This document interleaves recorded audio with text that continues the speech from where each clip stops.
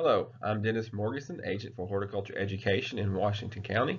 Welcome to our Wheelbarrow Series class on lovely lilacs. Lilacs, or syringa, which is a botanical name, is a genus of 12 recognized species of flowering woody plants in the olive family or the Oleaceae family.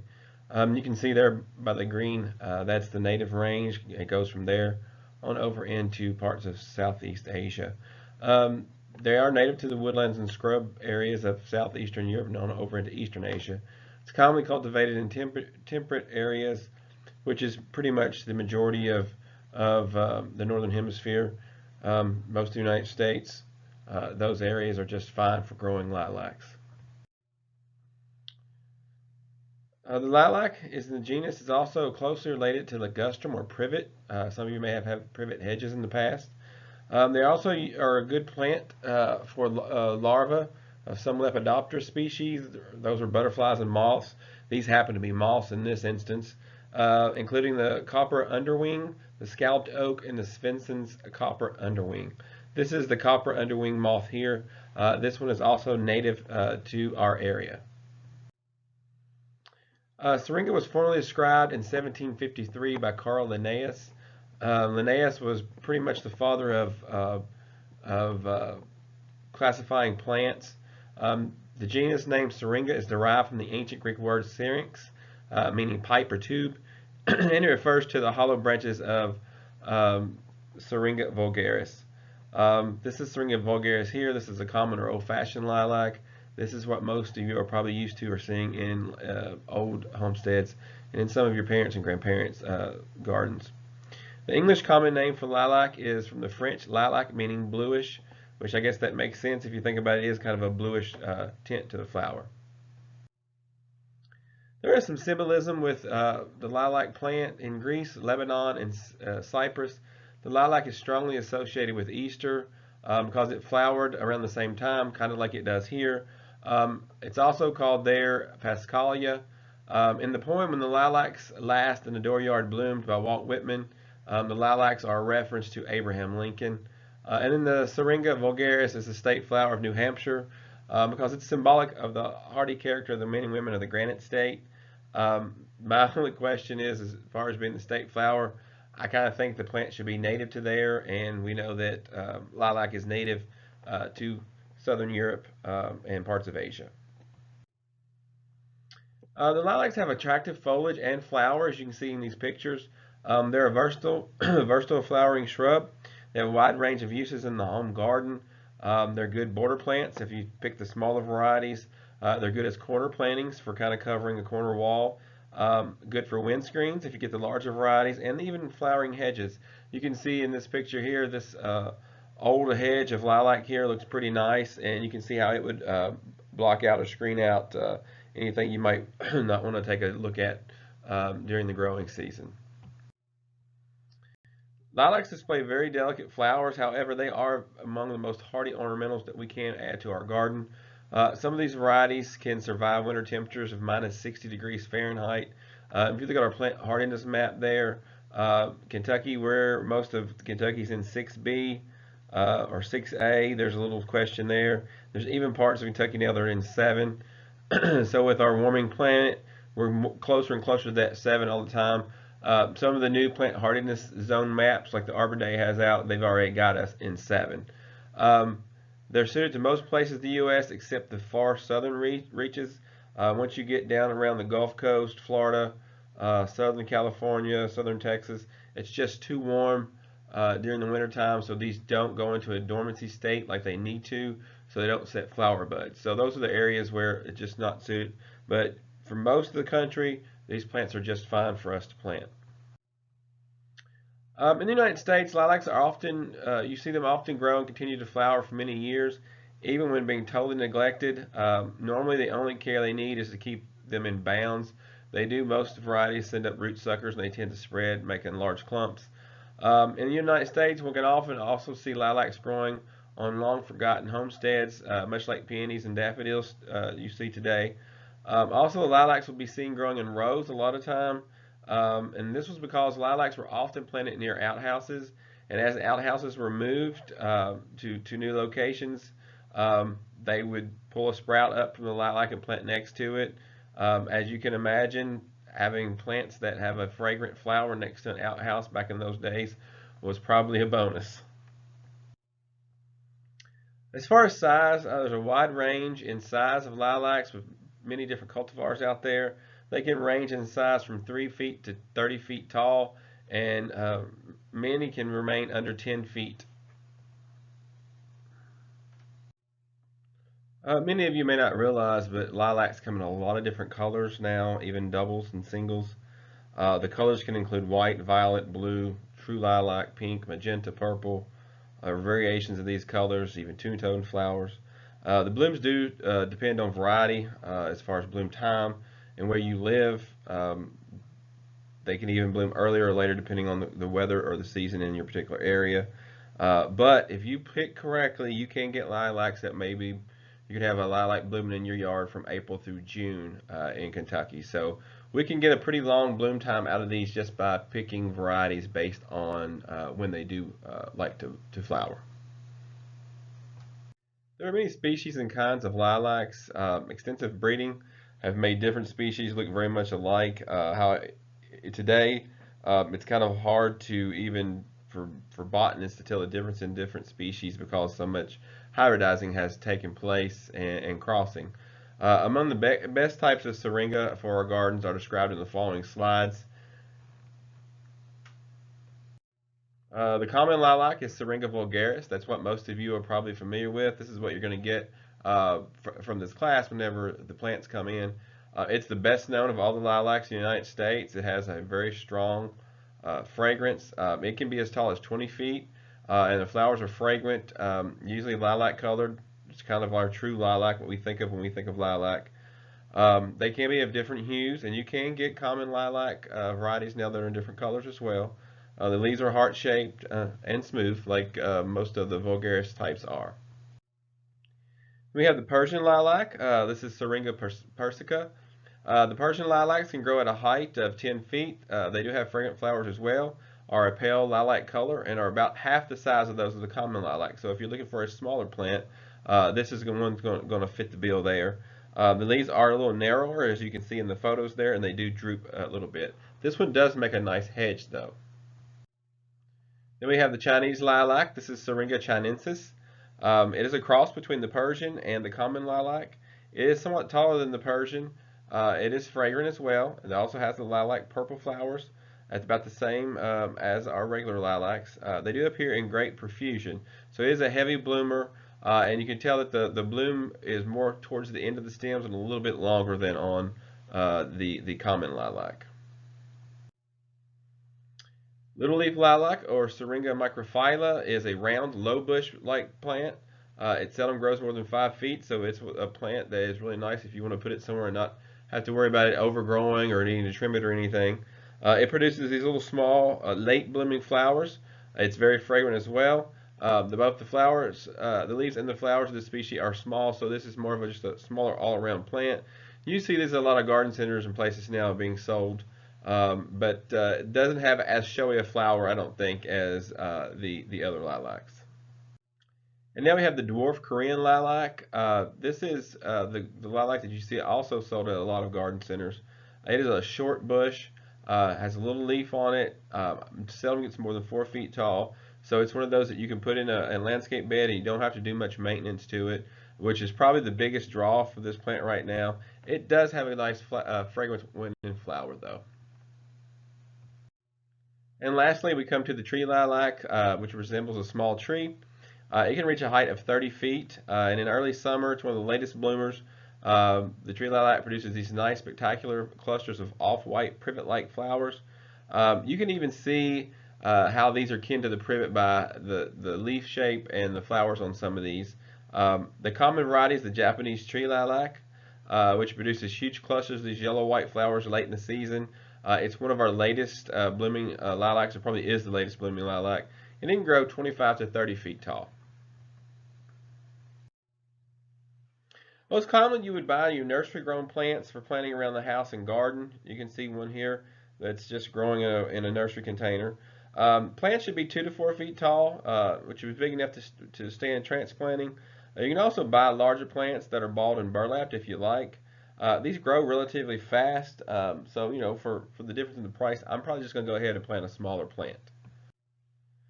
The best time to plant lilacs is in the fall after the leaves have dropped. Obviously, that's whenever they go into dormancy, like all the other plants do. But also before the ground freezes. And then in the spring is another good time before the buds start to unfold.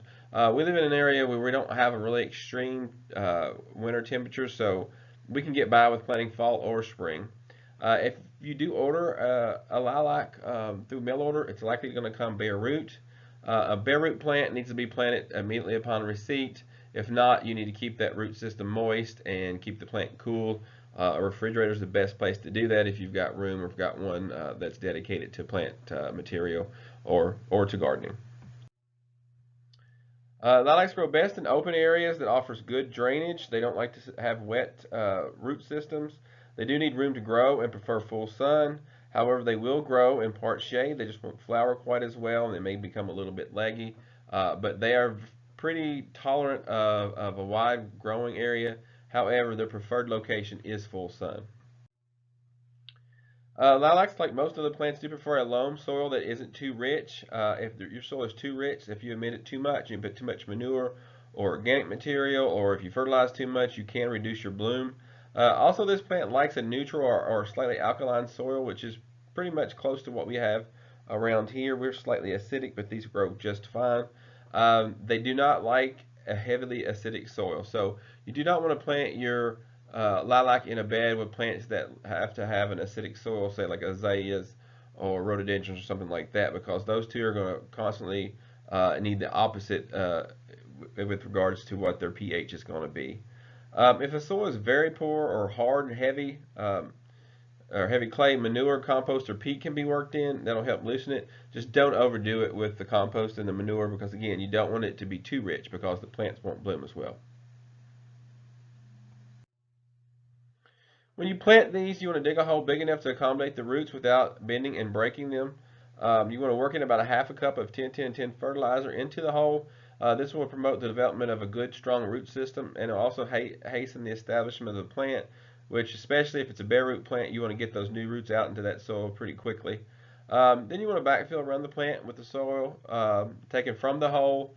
Don't add more organic matter, all that right into the hole. Good soil preparation will aid in producing a good looking, heavily flowering plant. So you want to set the plant slightly deeper than it was growing originally, even if that's a container plant or if it's bare root. By slightly deeper, we're talking a half an inch to maybe an inch. Just depends on how that plant is sitting in that pot or in the burlap or bare root. You want to just keep in mind that you won't want it too deep, but a lot of times these are a little bit higher than they need to be if they're grown in containers.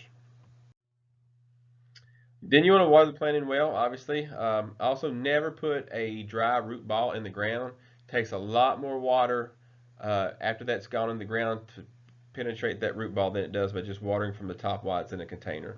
After planting, it's good to apply 3 to 4 inches of mulch around the plant. That's going to preserve moisture. That's going to control weeds. And if planting in the fall, it also will control heaving in the winter. As far as care goes after the plant is established, these are minimum care plants. They seldom need supplemental water once they're acclimated or been out for a few years. Maybe in a severe drought, you might want to give it some water. If weeds grow around the plant, pull them out by hand, then apply mulch. Do not cultivate around the base of these plants. These plants do have relatively shallow root systems and they do set up a lot of root suckers. However, they are pretty tough, but there's no reason to nick those roots or those stems if you don't have to. That can cause some crown gall problems and other things, which are problems on a lot of things if you cultivate around them and you've got that in your soil. Do not over prune your lilacs. If you over prune, you're going to prune flowers out, and flowers are the whole point here for most of us. You do want to let the plant develop several branches from the base instead of only one or two. This allows you to remove stems that have grown too tall or out of bounds or have been attacked by diseases or insects, and you'll still have a flowering wood left each year that way. And you're periodically going to have to take some growth out of that, but it's better, especially with these the old-fashioned lilacs to let them be multi-stemmed plants. That way you're going to have blooming wood every year. Pruning is unnecessary for the first 3 or 4 years. Thereafter, you may do limited pruning to remove weaker wood from the center of the bush. This prevents a thicket from developing, which is not it's like kind of unsightly, even though you still get a lot of flowers. You should do this soon after flowers have fallen. So if you do any kind of pruning or whatever, as soon as it finishes flowering, prune it then and don't touch it the rest of the season. You also do not want to prune in late summer, fall, or winter. That's going to be removing flower buds, and you don't want to do that. You want to let the plant flower and enjoy those, and then prune immediately after flowering. Old bushes with runaway growth will need some severe pruning. In these cases, you want to remove about a third of the height of the plant each year for 3 years until the old wood has been cut to ground level, as you can see in the graphic there. You want to remove dead flowers soon after they wither. This helps ensure vigorous growth for the rest of the season and abundant blooming the following year. Deadheading is what we're meaning by that, is because you don't need this plant trying to make seeds whenever you can trim those out, and all that energy that would have went into seed production will go into new stem and flowers for the following season. Lilacs can be propagated from root sprouts by layering, by cuttings, and by cleft and bud grafts. We're probably not going to discuss the grafting here because that's a little more involved than most homeowners are going to get into. Each method does have its advantages and disadvantages in time and degree of difficulty. And the easiest methods for the home gardener are root sprouts and layering, so that's what we're going to talk about here. Growing lilacs from seed is not recommended. As you can see there, if you do not deadhead, you will get seeds. Because most lilacs are hybrids, plants grown from seed will not produce plants just like the parent. Also, few seedlings are ever worthy of the place in the home garden compared to the original plant that you were growing. So it's just easier and better for the plant to go ahead and remove after flower, remove those dead heads, and keep the seed production down, and that'll help make the plant just healthier overall. Root sprouts provide the simplest and easiest way of propagating common lilac. Many people I know can come in and just pull one of those root sprouts up in early spring or late fall and give it to a friend, and they can go plant it and they'll have a new lilac. Some of the lilacs do send out suckers near the base of the plant. Our old-fashioned one does that quite readily. You can dig up these and transplant them. You can put them in pots and grow them one for a season if you'd like. They often develop into nice plants within 3 years. One thing is, if you've got a hybrid variety, it may be grafted, and if you get a root sucker off of a grafted plant, you're not going to get the same plant back. So that's kind of the disadvantage of this. Unless you know that it's an old-fashioned lilac or something that somebody's given you or somebody else, you may or may not get the exact plant back. Layering is an easy but slow process for increasing lilac plants.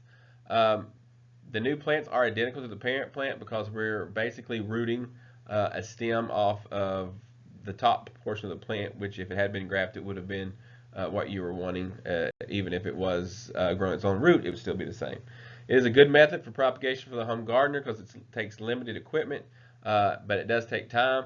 It is usually the most successful in spring or late summer, since cool weather promotes rooting, which is, for most of us, we just got to remember to do it, but it's very simple. We'll run through the steps here in a minute. So you want to start layering by working peat or leaf mold and sand into the soil where the branch is to be layered.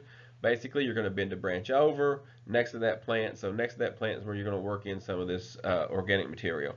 You want to make a slanting 2-inch cut on the upper side of the branch, about a foot from the tip of the branch that you're going to lean over.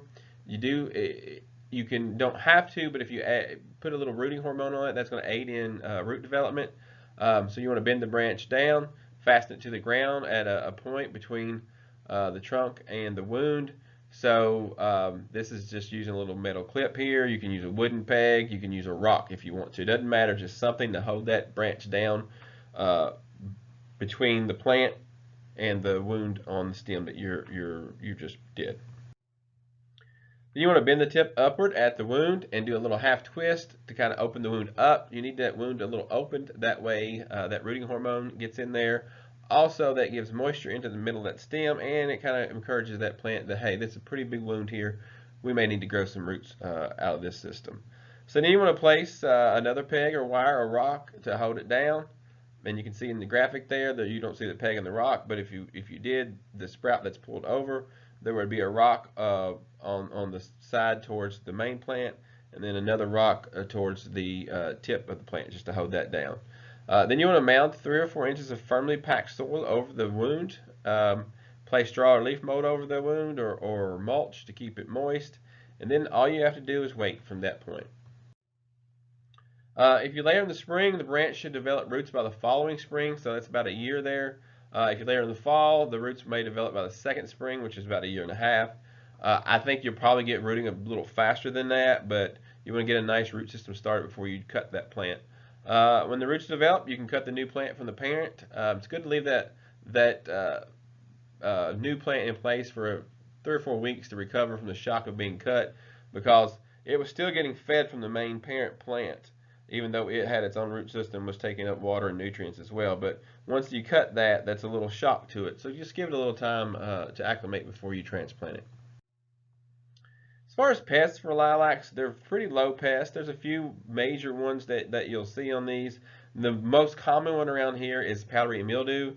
It does appear on the foliage every year in late summer. You can see the leaves there. They're just covered with a mold. It leaves a white, dusty appearance on it. You can control this by spraying with Immunox or Cleary's 3336 or a product containing chlorothalonil. The chlorothalonil is more of a protectant. The Immunox is a systemic, but the chlorothalonil is also sold over the counter at some of the big box stores at Daconil or Fungonil. Just look on the label, make sure it says chlorothalonil. The chlorothalonil actually on the surface will kill some of those spores, but if you want better control, I would go ahead with the Immunox and do a systemic. I'd probably start as soon as you start to see a leaf or two that's got powdery mildew on it. You do not want to wait until the leaves look like that, because at that point it's just too late to worry about it for that season. Oyster shell, easy for me to say, oyster shell scale and San Jose scale. You can see these little scales on the bark there. These insects, what they do is they attach their mouth part to that stem, and then they cover over their bodies with a waxy coating or a hard coating, and that way nothing can get them off. They're attached. You can scratch them off, but when you have whole stems covered, it's kind of hard to do that. Also, this protects them from predators. The easiest time to control these is when the crawling stages are out. That's when the eggs hatch and the babies are crawling and finding a place to attach. However, that's hard to know when that is.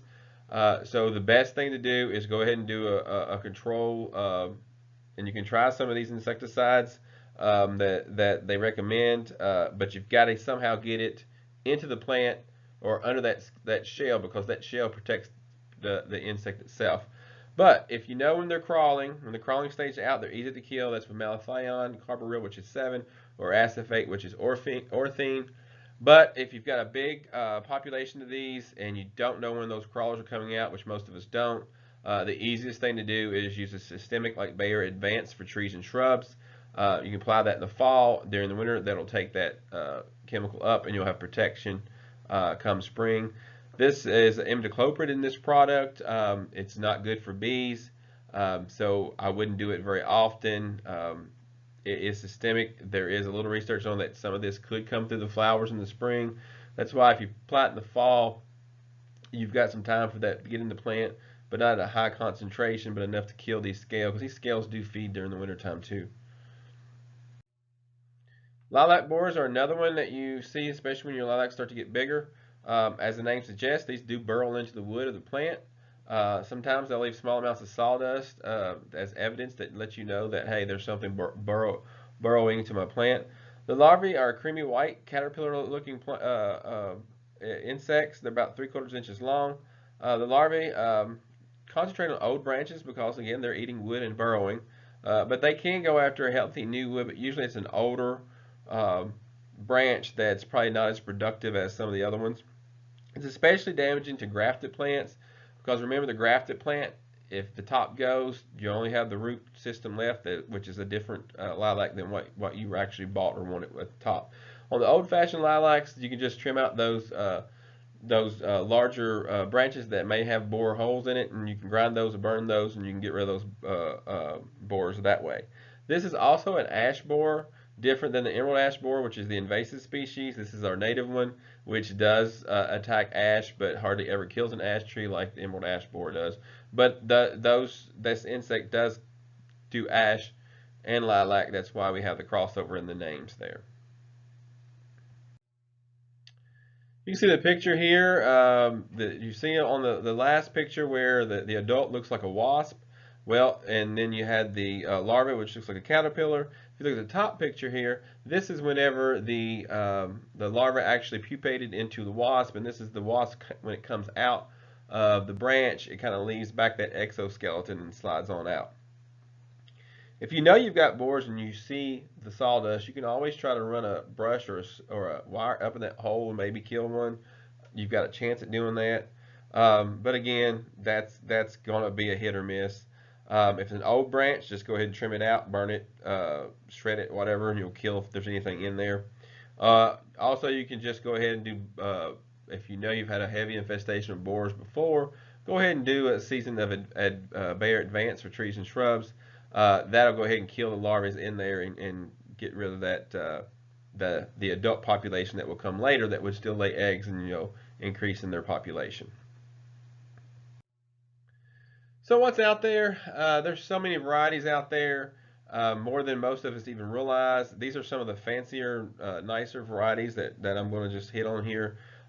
Most of these are hybrids, which means they are crosses between the old-fashioned or vulgaris lilac, or the chinensis, or the persicaria. But I'm just running through here to show you the pictures of the different types of flowers. This first one here is Frank's Fancy. And you can see it's got a little different shade than the normal lilac. It is a single. Again, all of these do have a heavenly fragrance, so if you like that lilac fragrance, any of these are going to work for you. The next one over there is kind of a semi-double, and you can see it's a two-tone. So the blossom is a little darker color when it's younger, and it ages more into that lilac color after that. But it is a semi-double too, if you take a close look. Wedgwood Blue, I really like that one because that's the closest one to a blue out there. And then we have President Lincoln. And remember, we talked about earlier about that poem about Lincoln from Walt Whitman. So there's a variety named after President Lincoln here too. And then lower on down there we have a pink, a real true light pink, Marie Frances. And then over to the side here we have Margaret. I assume that's Phoenicia. But you can see that's a nice pink too. Still, all these are, if you look closely, the blooms and the petals are all a little bit different hues, and many of them do have two-tone flowers if you look at the flower before it's open and then when it's open and aged. Charles Jolie here is a complete double. You can see that on the left.